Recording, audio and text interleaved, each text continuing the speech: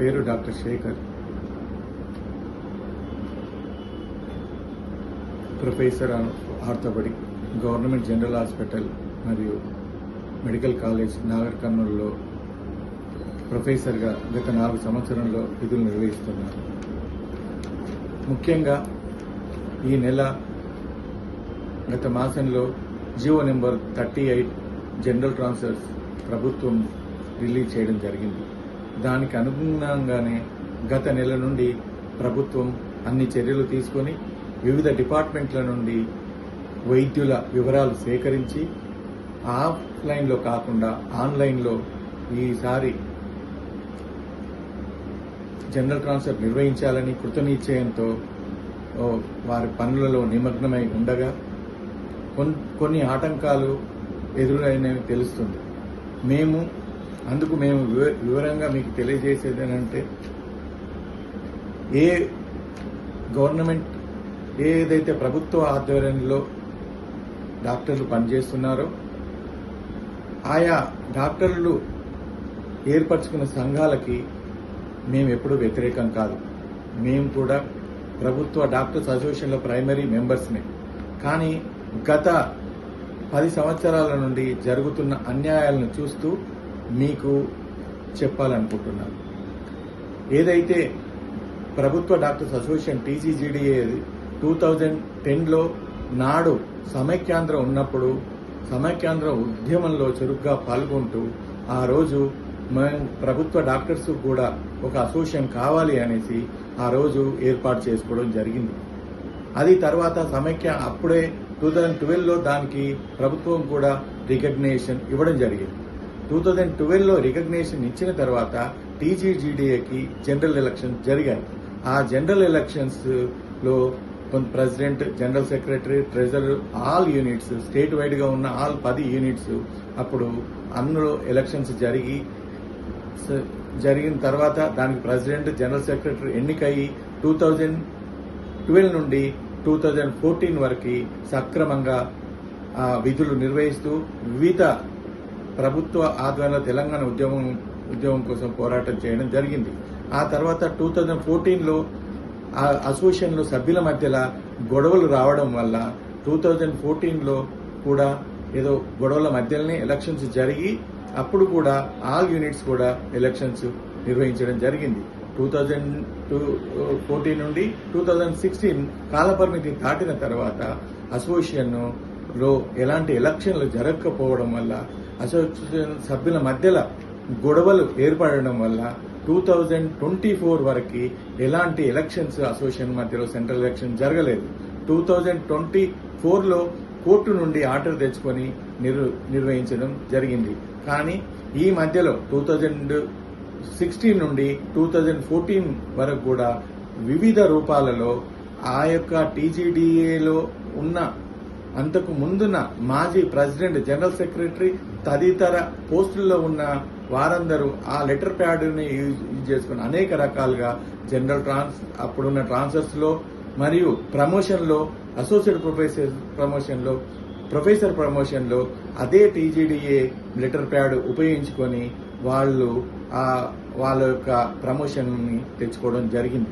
ఆ తర్వాత 2024లో వచ్చిన అప్పుడే కోర్టు నుండి ఎలక్షన్లు నిర్వహించిన తర్వాత 2024లో వచ్చిన జనరల్ ట్రాన్స్ఫర్స్ లో అప్పుడు మేము ఆఫీస్ బేరర్ అనేసి అందరూ ఎగ్జామ్షన్ తీసుకోవడం జరిగింది.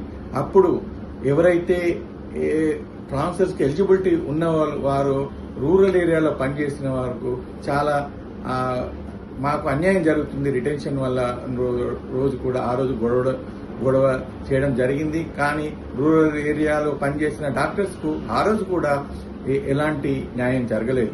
అదేవిధంగా ఈ గత మాసంలో కూడా విడుదలైన 2026లో రిలీజ్ అయిన జీవో నెంబర్ 38 ప్రకారం కూడా ఈసారి ఆన్లైన్లో కాకుండా ఆన్లైన్లో ట్రాన్స్ఫర్స్ నిర్వహించాలని ప్రభుత్వం నిర్ణయించడం వల్ల అందరూ సంతోషించాం. కానీ ఎందుకంటే వేరే యూనియన్లలో కాకుండా డాక్టర్స్ యూనియన్లో ఒక క్రమ పద్ధతిలో జరుగుతాయని మేము ఆశించాం. కానీ ఆ ఆశకు విరుద్ధంగా ఈరోజు మళ్ళీ గత 2024లో జరిగినట్లే ఈ 2026లో కూడా ఎవరైతే ఆఫీస్ బేరర్ అని చెప్పుకుంటున్నారో వాళ్లకు ఎగ్జంప్షన్ ఇవ్వడానికి ప్రభుత్వం కృతనిశ్చయంతో ఉన్నదని ఈరోజు మాకు అర్థమవుతుంది. మేము ఏ సంఘాలకి మేము టీజీడీఏ కానీ ఇతర వైద్య సంఘాలకు కానీ వ్యతిరేకం కాదు. ఎందుకంటే మేము కూడా టీజీడీఏ ప్రైమరీ మెంబర్స్మే. సంఘాలు వైద్యుల హక్కుల కోసం పోరాడడం అవసరమే. మేము వ్యతిరేకిస్తున్నది ఒక్కటే, యూనియన్ పేరు మీద రిటెన్షన్ ఎగ్జంప్షన్ పొందడం. మా అభ్యంతరం ఏంటంటే స్టేట్ యూనియన్ కు అభ్యంతరం లేదు. టీజీడీఏ రాష్ట్ర కమిటీలోని ముఖ్య ఆఫీస్ బేరర్స్ కు ఎగ్జంప్షన్ ఇస్తే మాకు ఎటువంటి అభ్యంతరం లేదు. వారు రాష్ట్ర వ్యాప్తంగా వైద్యుల సమస్యలపై పనిచేయాలి. కృతనిశ్చయంతో ఒక నిస్వార్థంతో పనిచేసే వైద్యులు మాకు మా లీడర్స్ ఉంటే మాకు ఎంతో సంతోషం. అంతేకాక జిల్లా యూనిట్లకు ఇస్తే కూడా మాకు అభ్యంతరం లేదు. అదేవిధంగా ప్రతి జిల్లా యూనిట్లోని ప్రెసిడెంట్, జనరల్ సెక్రటరీ వంటి ముఖ్యమైన పదవులకు ఎగ్జంప్షన్ ఇవ్వడానికి మేము స్వాగతిస్తున్నాం. కానీ హైదరాబాద్లో ఈ అసమానతలను మాత్రమే మేము వ్యతిరేకిస్తున్నాం. మా తీవ్ర అభ్యంతరం అంతా హైదరాబాద్ జిల్లా విషయంలోనే. ఒక హైదరాబాద్ జిల్లాలో కాలేజీకి ఒక యూనిట్ చొప్పున 5 యూనిట్లు సృష్టించి అందరికి ఎగ్జంప్షన్ ఇవ్వడానికి మేము తీవ్రంగా వ్యతిరేకిస్తున్నాం.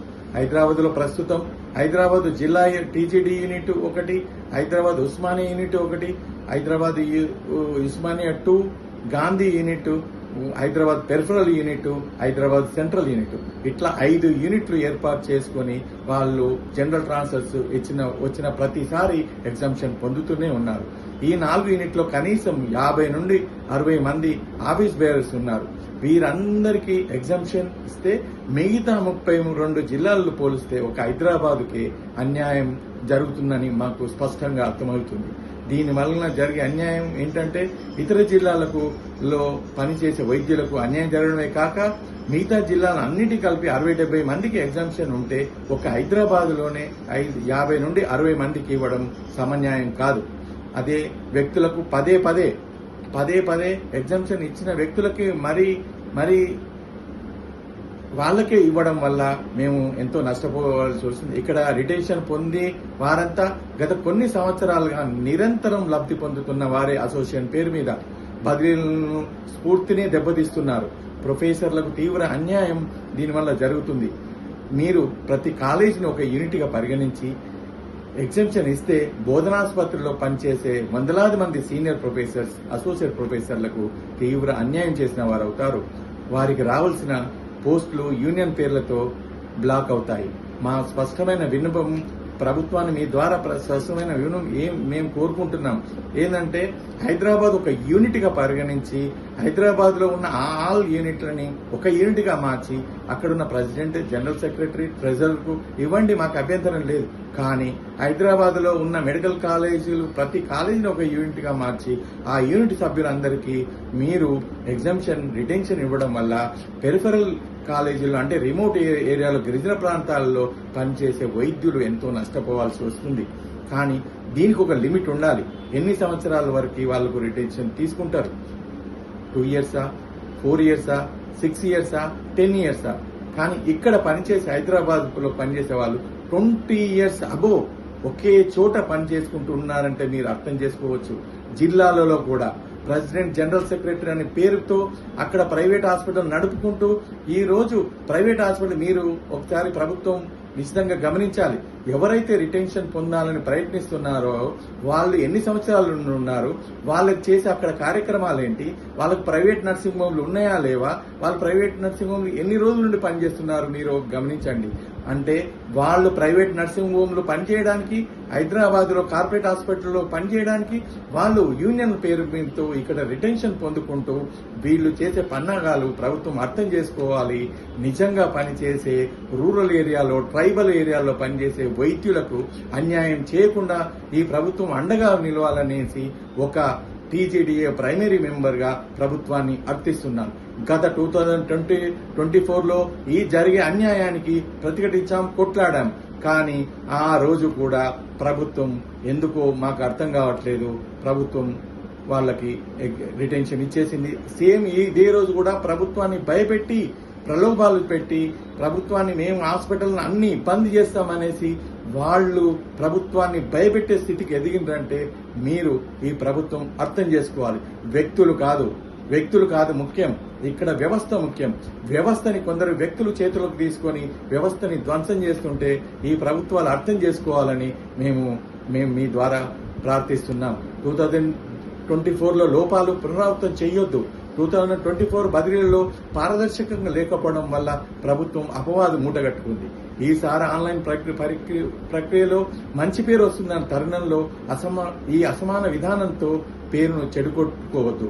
మేము సంఘాలకు వ్యతిరేకం కాదు, అసమానతలకు మాత్రమే వ్యతిరేకం. రాష్ట్ర కమిటీ, జిల్లా కమిటీలకు ఇచ్చినట్లే హైదరాబాద్ కూడా ఇవ్వండి. కానీ ఒక్క హైదరాబాద్కే 4-5 యూనిట్ల పేరుతో 60 మందికి వెలుసుబాటు కల్పిస్తే సమన్యాయం ఎలా అవుతుంది? దయచేసి ఈ విషయాన్ని మీరు సానుభూతితో పరిశీలించి హైదరాబాద్లోని అన్ని యూనిట్లను విలీనం చేసి ఒక యూనిట్కు మాత్రమే ఎగ్జామ్షన్ ఇవ్వాలని మీ ద్వారా ప్రభుత్వాన్ని కోరుతున్నాం.